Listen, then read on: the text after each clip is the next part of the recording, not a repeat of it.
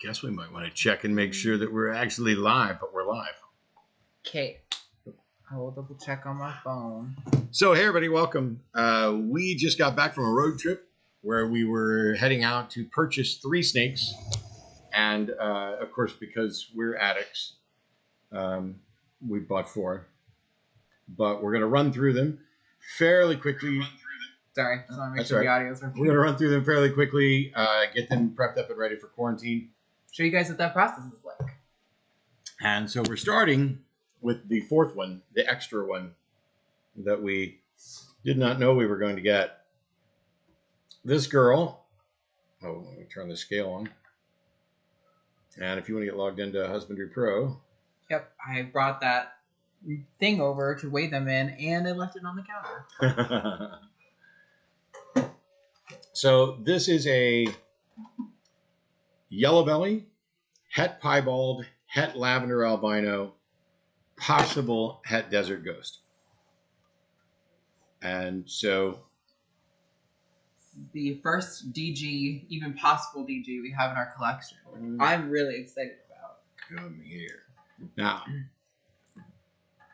you can see on this the flames going up the side on her. She's a great example of yellow belly. She does look to have some of these sharper indicators that might mean that she's desert ghost. First, we're going to weigh her. 1204. It was exactly what I predicted too. You nailed it. So she's not quite ready to breed. She needs about 300 grams, but that's okay. We're going to be feeding her up, and we'll be pairing her. Well, we haven't decided. We may get a desert ghost boy to pair her up and prove her out as DG, but we might also just start with pairing her with our dreamsicle male in order to produce some dreamsicles that are potentially het. When I'm on the list, I'm not getting her to pop up. Let me try going to the list on a different page. She's number 40. There she is. So she's on the list, but when I search her, she won't pop up. I think it's just because she's new. So, ooh. That's all right. I don't know if that's happening just on the laptop or if that's happening on the stream, but yeah, it's happening on the stream. I want to go back and see. Okay, no, it doesn't look like it's happening on the. I think it's an OBS error. So that was 1204. 1204. And so yeah, you're a little jumpy. What we've got, and I'll move this out of the way and get my drink out of the way. Ooh. So she's going into quarantine. All 4 of these snakes are going into quarantine. We're going to use one of our extra upstairs bathroom with some heat tape. And they're going into just these plain tubs, these large sterilite tubs. And what's in here is a paper towel that has already been treated with provenomite. The last step, which I'm struggling to find how to do weights right now. Weight, there we go. Yep. Okay, let's try that. Undo feeding. Taylor.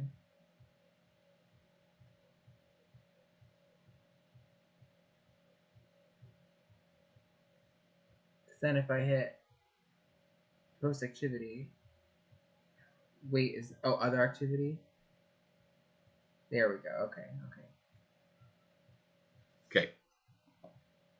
The last thing that I tend to do before I put them into quarantine is wipe them down with an ivermectin solution. Right here. And so I would say grab a couple paper towels. We can spray it onto the paper towels. Yep. And wipe her down that way.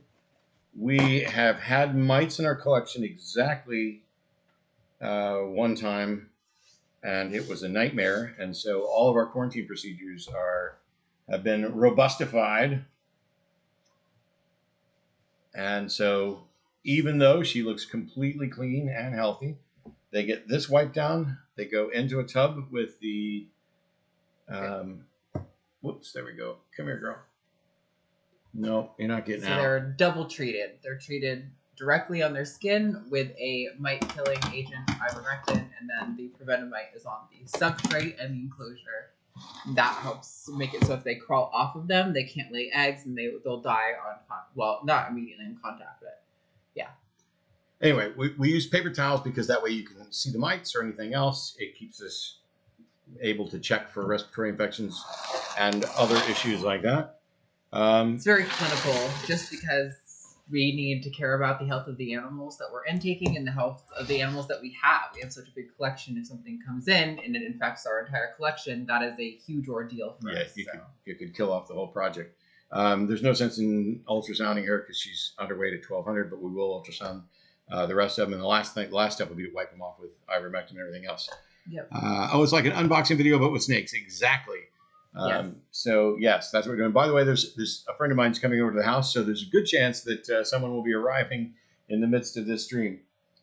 Also, if you hear the occasional meow, we had to keep Daphne from entering the space because she's causing trouble. No surprise. So if you hear the occasional meow in the background, that's what that is. They will all stay in quarantine for a month while we observe them for respiratory infections or mites or any other problems like that. And then they'll get introduced to the rest of the population. The next snake that we have, roar, is our first female visual clown. She's got a bit of stuck shed. We bought her to pair with our lesser clown male. Wow, yeah, you got good. If you guys were here at the stream stuff. yesterday, right? Yeah. It was Ronald, our clown boy. Yes, He looks a lot like her. We named Ronald as our boy clown. This is Clarabelle, the girl clown, who is a pastel clown. And wow, you really got some stuck shed on. Yeah, that one on the top of her head's real funny. Come here. She's really trying not to let you touch it. I know. And I can't see very well. You're at exactly the distance where I need to put my glasses on, and you are just whiling around. Do you want me to do it? Whoops. Here. You're okay. Got it. Okay. Anyway, this is our pastel clown girl, and I'm going to say that she weighs maybe 1,700 grams, I'm going to guess. Yeah, probably somewhere in there. All right, here we go. Let's put her in there. Ooh. 1854. Very So nice. she is absolutely ready to go. I love the yellow on the side. She's a really pretty girl. And if you want, we can gel up the ultrasound. Yep, let me just get this weight in. 1855, was it? That's close enough.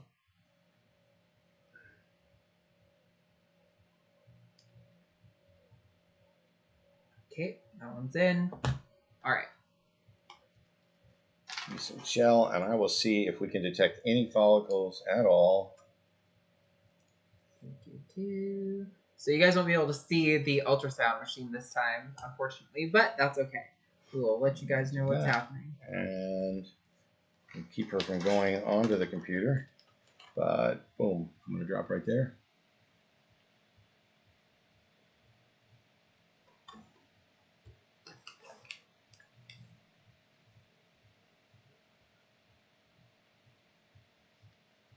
Not seeing anything yet.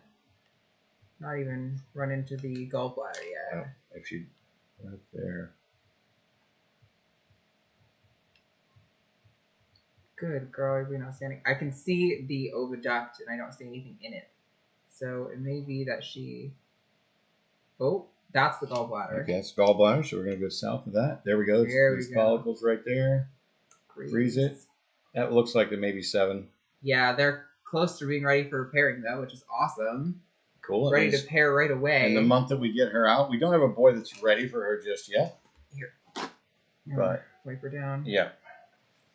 Get the lube off there. All right, you got her. You spray her this way. Measure these puppies. They're looking nice. Okay. 6.8. So she's 6.8. close, almost ready. I said 7, didn't I? Yeah. That's pretty close. Our you can't see our ultrasound screen, but the full width of the screen is 40 millimeters, and so once you run through a handful of them, you can do a really good job of estimating follicle size. I'm just gonna say 7 because yeah, it's close enough. We don't need to be 0.2. But look at her. She's beautiful. I mean, and she shows, well, she's getting skin all over the Computer. the kitchen table and the computer here. But yes, that's a Clarabelle, our pastel clown, who's ready to go. And we'll, after a month in quarantine, we will see. We may not breed her, and we don't know how long it's going to take Ronald to get up to weight and be productive. Yeah. Probably next year. Normally we wait a little while to feed them too, but the guy we got these from was having a bit of a rat shortage, so we'll probably feed them right away. I'm guessing we're going to ultrasound as soon as they come out of quarantine, and they're going to probably be further along, which will hopefully mean they're going to be close to ready for pairings right out of the gate. All right, that's number 2. Let's see if we got any chat here. Did we do ivermectin solution on Coat? I did. Okay. Yes. Mites are held to deal with. Have had the same experience. Yes. Well, that's an enormous snake. Is she average size? Yeah, she's pretty average. I mean, she's 1,800 grams, so that's a good size. You want to start breeding females at around 1,500. And, you know, we've got another one there like 2,000. Hey, Kyle. Yeah, they can get not quite twice as big, but, well, no, I think they can get twice as big. It's not uncommon, but it's not the standard. My eyes go right to the number of stacked light switches near the door. I have issues. Well, this is for the light that's directly above me. This is for the light in the fan on the back porch. This is for the second light that's on the back porch and the fan that's out there. I don't know why you have issues, but... All right. This is number 3. Come here, girl. For those of you in the know, we are doing dreamsicles. This... Is she shedding? She is shedding right now. She literally shed on the drive home. Holy crap. That's funny. Literally, she is done at this very moment. It's literally stuck to the end of her tail. That's kind of awesome. Great timing. Oh my gosh, so good. And it's a good shed too. It's amazingly, it's all in one piece. This is actually great because now we can show you guys. You know what you forgot to do? Completely fresh. What? You forgot to take pictures of each one of them as we... We'll take pictures after. Go ahead and weigh her real quick. Just kind of showing her off. She's got great colors. Wow, that turned off. Okay, I'm going to say 19. Oh, 1630. So she's good to go. This is, oh my gosh, you are so pretty. This one's Ellie, right? This is Ellie. She is a pastel lavender albino that is also het piebald. So she's a dreamsicle mama as well. And not just dreamsicle, but pastel dreamsicle. Which is always a weird word for me to say because I'm tempted to go dreamcycle, even though dreamsicle. Dreamcycle? Sickle just sounds like there's something wrong with you. All right. Like, anyway. She is. So she is absolutely gorgeous. And freshly shed. You guys, I wish you could feel her. She feels so amazing. Yeah. You get the oil right after the shed comes off. Smooth. We'll lay you here. Let's say, I'm going to say that's roughly middle, and then go about there. Get a nice clear image.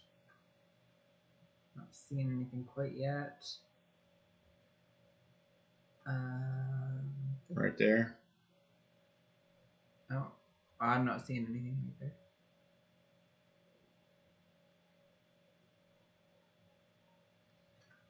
Whoops. Let go. Her tail is grabbing onto the bottom of the table. Let's see. Oh. That would have been something. Give me a little... No, okay.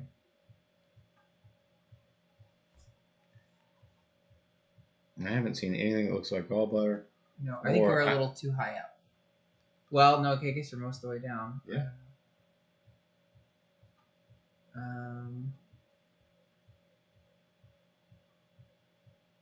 Well, she may not have any follicles at all. I think he said These ones laid last year, right? I don't know. Grab that. All right. Can't put the ivermectin on her because she just shed. So just give me a paper, the regular towel, I guess, to complete the regular towel. I can completely wipe her down. And if you want, you can get ready to take a picture of her because we're never going to see her prettier than this right now. So generally the ivermectin solution you want to wait, I think it's 2 days after they shed, right? Or is it just full 24 hours? I usually wait 2 days. I go longer than what they recommend. So yeah, we're not going to put any ivermectin solution on her for a couple days. And also, none of them have water in their enclosures right now, but that's just because of the prevenamite. Hang on. There we go. We'll just set you down right here, and we will let her get a picture of you. She was looking right at me, and then she... Yeah, give her a little spinny spin. Perfect. That's a really good one. Cool. Look at that. Yeah. Very nice. Thank you, sweetie. She doesn't look as bright on your camera as she does in person. The camera never quite does them true justice. Just in general, that's the case. But she looks pretty good to me. So yeah, she is a pastel lavender albino het piebald, and we'll get her set up in her tub. Okay. And now, snake number 4, the final snake from this trip. And how cool is it? I mean, literally she shed on the drive home. Yeah, that's pretty perfect. We knew that she was close. The guy had said that he knew they were close, and so he had been misting them that morning to try to get them ready for shed. And I just wasn't expecting to see it happen literally right now. So cool. What do we got from the chat? Hello, Matt and Arden. Hey, Jer Bear. Got a baby pine snake. Oh, that's so cool. He's a little spicy but eating well. Awesome. We don't have any pines. Oh, it ripped. Thought Matt's house would be older than it is. That's kind of strange. Thought Matt's house would be older than it is. How do you know how old it is from this picture? It's reminds me of Kitten Academy, where they have streams weighing the kittens. Oh, never heard of that. It must be like a Twitch channel or something. All right. Final snake, which was the one that we wanted the most. By the way, that beautiful lavender albino you saw was originally from Canova. And the first snake that you saw, the yellow belly that's het pied, is the offspring of a snake from Canova. If you don't know Canova, you should. It's probably one of the most well-known ball python breeders. He really breeds the high-end designer morphs in ball pythons. Okay, I hope this shows up on camera as brilliant as it looks in person, because this is an Orange Dream piebald het lavender that will be making us Orange Dream dreamsicles. The camera will never do justice, but she, I think, might look the closest on camera to how she looks in real life. It's doing pretty good. It's got good color on her. Yeah. I'm going to say that she's 1,900 grams. So let's say I was under 1789. 1789. So both of them breeder ready. She is just absolutely. She is the exact right amount of pied for my personal preference. We have a pied upstairs that is an incredible high white pied, and she's great, but she looks like a white snake with one saddle, basically right there. She's got a saddle. Ariana's has a saddle that same size and about exactly the same spot. Yeah. This one has a good mix. I like the mix of medium amount. I don't like low weight and I don't like high weight. I like exactly how much she has going on. So lube me up. All right. And we will check her out for follicles. Move this out of the way now that we got her weight. Oh, you can also take a picture of her while she's sitting here. Okay. Tell me when you're ready and I'll move my hand. I am ready. Got it. Sweet. Take this and Another this good one. and go. Boom. There's the gallbladder. Wow, right away. I landed direct. Oh, it's such a good image. Wow. Ooh, yep. Give me a little wiggle. Those are definitely the follicles.